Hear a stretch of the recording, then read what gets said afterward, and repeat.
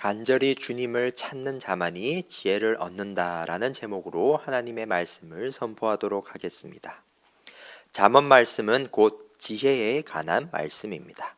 지혜의 출발점이 어디이고 지혜를 어떻게 찾아야 하며 지혜가 얼마나 중요한지를 알려주는 말씀이 바로 잠언인 것이지요.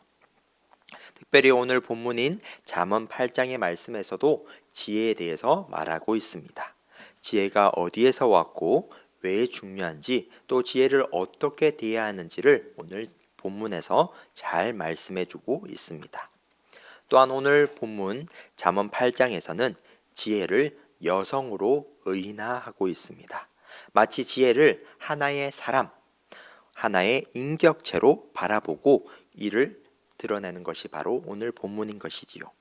그래서 오늘 본문을 크게 세 부분으로 나누어서 살펴보려고 합니다. 먼저 1절에서 3절까지의 말씀입니다. 1절에서 3절까지의 말씀은 지혜의 속성, 쉽게 말해서 지혜가 어떤 모습으로 드러나는지를 알려주고 있습니다. 1절에서 지혜가 사람들을 부릅니다. 그런데 어디에서 부르고 있습니까? 길가의 높은 곳에서, 사거리에, 성문 곁에서와 같은 장소에서 지혜가 사람들을 부르고 있습니다. 이것이 무엇을 뜻합니까? 사거리에서 지혜가 사람들을 부르고 찾고 있다는 말은 모든 사람들에게 공개적으로 지혜가 외치고 있고 다가가고 있다는 말씀입니다. 또한 성문 곁에서 지혜가 사람들을 부르고 있다는 뜻은 모든 사람들에게 공식적으로 다가가고 있다는 모습을 알 수 있습니다. 특별히 예전 이스라엘 공동체에서 성문 곁은 아주 특별한 장소였습니다. 아주 공식적인 장소였지요. 마치 지금과 같으면 재판장과 같은 아주 공식적인 자리가 바로 성문 곁이었습니다. 성문 곁에서 재판도 하고 회의도 했던 것이지요. 그런데 지혜가 이러한 성문 곁에서 사람들을 부르고 외치고 찾고 있다라는 말은 모든 사람들을 한 명도 빠짐없이 공개적으로 그리고 공식적으로 밝은 대낮에 사람들을 부르고 있다라는 뜻을 우리가 알 수 있는 것입니다. 반면에 지혜의 반대 개념인 음녀는 어떻게 사람들에게 접근할까요? 사실 이 음녀는 앞선 본문인 잠언 7장에서 등장합니다. 7장과 8장을 잘 대조해서 살펴보면 오늘 본문을 잘 이해할 수 있습니다. 잠언 7장에서는 음녀의 모습이 아주 적나라하게 드러나는 것이지요. 음녀는 어둠 속에서 은밀하게 사람들에게 접근합니다. 앞서 말했듯이 지혜는 밝은 대낮에 공개적으로 공식적으로 모든 사람에게 접근하지만 음녀는 사람들에게 은밀하게 어두움 속에서 다가오고 있다는 말씀입니다. 이를 통해서 우리는 깨달을 수 있습니다. 음녀는 은밀하게 어두움 속에 다가온다는 말은 우리의 죄의 습성, 사탄의 유혹이 은밀하게 아주 어두운 곳에서 다가온다는 것을 알 수 있는 것이지요. 반면에 지혜는 어떻게 다가옵니까? 반면에 하나님의 말씀, 하나님은 어떻게 다가오십니까? 모든 사람들을 향하여 공개적으로, 공식적으로 우리를 찾아옵니다. 이를 통하여 우리가 무엇을 듣고 바라보아야 하겠습니까? 지금도 우리 주변 모든 곳에서 한 군데도 빠짐없이 자연이든 가정이든 직장이든 예배당이든 모든 장소에서 하나님은 우리를 부르고 있다는 사실을 기억하시길 바랍니다. 하나님께서는 우리를 모든 장소에서 우리를 부르고 계시고 우리에게 말씀하고 계심을 꼭 기억하시길 바랍니다. 그래서 우리는 이러한 하나님의 음성, 하나님의 부르심을 받아들이기 위하여 우리의 안에 계시는 성령님의 인도하심을 받아서 우리의 눈과 귀와 마음이 열려질 수 있도록 기도하시길 바랍니다. 두 번째로 4절에서 11절까지의 말씀입니다. 지혜를 보고 듣고 받아들이는 사람, 지혜로운 사람이 가지고 있는 특징을 이 말씀에서 잘 보여주고 있습니다. 특별히 6절 말씀입니다. 너희는 들을지어다. 내가 가장 선한 것을 말하리라. 내 입술을 열어 정직을 내리라. 지혜로운 사람, 다시 말해서 지혜를 보고 듣고 받아들이는 사람의 특징이 바로 나타납니다. 한마디로 입술의 열매입니다. 지혜로운 사람은 어떤 입술의 열매를 맺고 있습니까? 6절에서 선하고 정직한 입술의 열매를 맺습니다. 7절에서 악을 미워하는 입술의 열매를 맺습니다. 8절에서는 의로운 입술의 열매를 맺고 있습니다. 이처럼 지혜로운 사람, 하나님의 말씀, 지혜를 보고 듣고 받아들이는 사람의 열매는 바로 입술의 열매, 특별히 지혜로운 입술의 열매를 맺는다는 것을 알 수 있는 것이지요. 반면에 7장에서 말한 음녀를 따라가는 사람, 음녀의 속삭임에 넘어가는 어리석은 사람은 어떠한 입술의 열매를 맺을까요? 바로 어리석은 입술의 열매를 맺겠죠. 하나님의 말씀을 따르지 아니하고 사탄의 속삭임에 넘어가는 그러한 입술의 열매를 맺을 것입니다. 그러므로 이 말씀을 통하여 우리는 지혜로운 사람, 지혜로운 입술의 열매를 맺기를 소망해야 할 줄로 믿습니다. 지혜로운 사람은 날마다 지혜를 보고 지혜를 듣고 지혜를 마음에 받아들이는 사람입니다.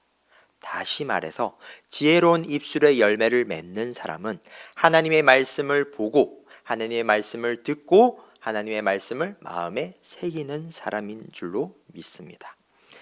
그래서 우리가 날마다 끊임없이 하나님을 보고 듣고 받아들인다면 우리의 삶 가운데는 변화가 있을 줄로 믿습니다.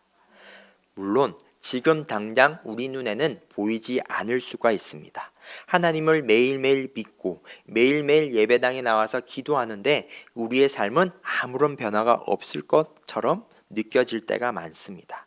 하지만 우리에게 다가오는 이 지혜, 하나님을 보고 듣고 받아들인다면 언젠가는, 아니 지금도 우리의 입술 가운데는 온전히 지혜로운 입술의 열매가 맺을 줄로 믿습니다. 세 번째로는 12절에서 21절까지의 말씀입니다.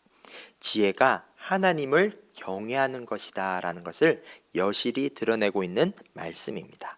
특별히 오늘 본문 13절의 말씀입니다. 여호와를 경외하는 것은 악을 미워하는 것이라. 나는 교만과 거만과 악한 행실과 패역한 일을 미워하느니라. 이를 통해 지혜가 곧 여호와를 경외하는 것이다 라는 것을 우리가 알 수 있습니다. 우리가 여호와를 경외할 때 우리에겐 참 지식과 명철이 따라온다고도 오늘 본문에서 말하고 있습니다. 뿐만 아니라 14절에서는 지혜 그 자체인 하나님께서 능력이 있다고도 말씀하고 계십니다. 그래서 우리가 지혜를 추구할 때, 다시 말해서 하나님을 보고 듣고 마음에 새길 때 우리 속에는 참 지식이 있을 뿐만 아니라 명철도 있고 하나님의 능력이 함께 있을 줄로 믿습니다. 그런데 여기서 하나님께서는 한 가지 더 약속을 하고 계십니다. 우리가 하나님을 경외할 때, 여호와 하나님을 경외할 때 우리에게 물질적인 풍요 또한 약속하고 계신다는 사실입니다. 이를 18절에서 볼 수 있는 것이지요. 그래서 우리가 하나님을 늘 보고 듣고 하나님을 마음속에 받아들인다면, 다시 말해서 하나님의 뜻에 합당한 삶을 살아간다면 하나님께서는 우리에게 물질적인 풍요조차도 허락하신다는 말씀을 기억하시길 바랍니다.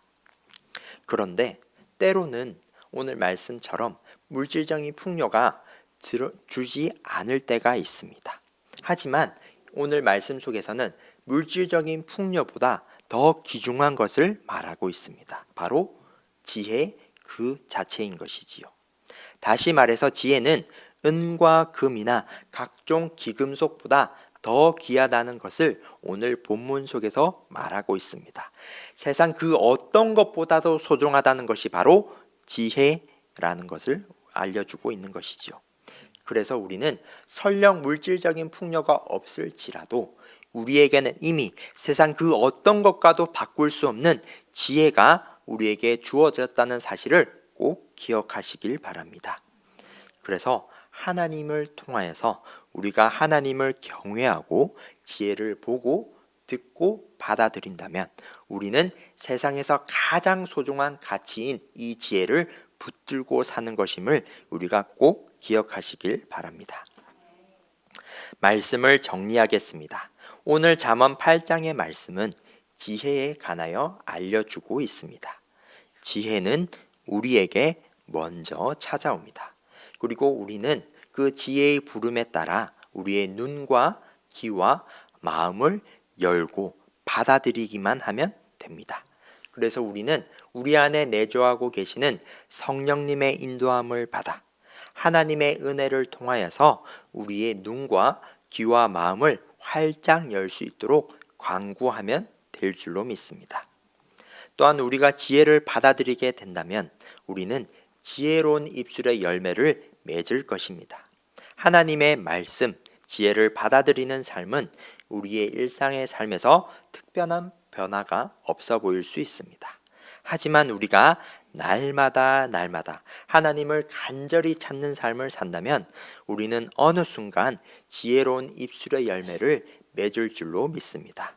그래서 오늘 하루도 우리가 하나님을 보고 듣고 마음에 새기는 그러한 일을 할 수 있도록 간구합시다. 그리고 우리가 지혜로운 입술의 열매를 맺는 삶을 살기 위해서는 여호와를 경외하는 것이 세상 그 어떤 부귀영화보다도 귀중하고 가치 있는 것임을 기억해야 합니다. 특별히 오늘 본문 말씀인 17절의 말씀입니다. 나를 사랑하는 자들이 나의 사랑을 입으며 나를 간절히 찾는 자가 나를 만날 것이니라. 아멘. 오늘 하루 간절히 주님을 찾는 자가 되어 지혜를 얻고 지혜로운 사람이 되어 하나님이 주시는 놀라운 은혜를 누리는 삶이 되길 주님의 이름으로 축복합니다.